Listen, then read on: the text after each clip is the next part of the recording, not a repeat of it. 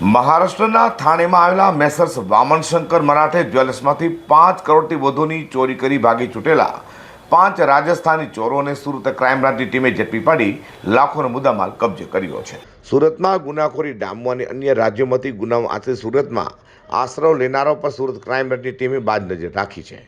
Surat crime બ્રાન્ચની team પેટ્રોલિંગમાં હતી ત્યારે થાણે ક્રાઇમ બ્રાન્ચ દ્વારા એવી માહિતી અપાઈ હતી કે મહારાષ્ટ્રના થાણે રેલવે સ્ટેશન પાસે આંબેડકર ચોકમાં મેસર્સ વામન શંકર મરાઠે નામના જ્વેલર્સમાંથી શટરનું તાળું તોડી 5 કરોડ 79 લાખથી વધુના સોના ચાંદીની ચોરી કરી ભાગી છૂટેલા ચોરો સુરતમાં છે। જે માહિતીના આધારે ક્રાઇમ બ્રાન્ચે થાણે ક્રાઇમ બ્રાન્ચની ટીમ સાથે મળી તપાસ શરૂ કરી હતી અને સગરમપુરા નાડિયાવાડ વિસ્તારમાં તથા વરાછા વિસ્તારમાંથી સંયુક્ત ઓપરેશન હાથ ધરી 5 રાજસ્થાની ચોરો જેમાં નાગજીરામ પ્રતાપજી મેઘવાલ, લીલારામ ઉર્ફે નિલેશ માલારામ મેઘવાલ, જેસારામ ઉર્ફે જેડી દેવારામ કલવી ચૌધરી, ચુનીલાલ ઉર્ફે સુમત શંકરલાલ પ્રજાપતિ અને દિનારામ ઉર્ફે દિલીપ માલારામ મેઘવાલને ઝડપી પાડ્યા હતા અને પાંચેય પાસેથી પોલીસે સોના ચાંદીના દાગીના તથા રોકડા રૂપિયા અને મોબાઈલ ફોન મળી 29,15,000થી વધુની મત્તા કબજે હાથ ધરી છે।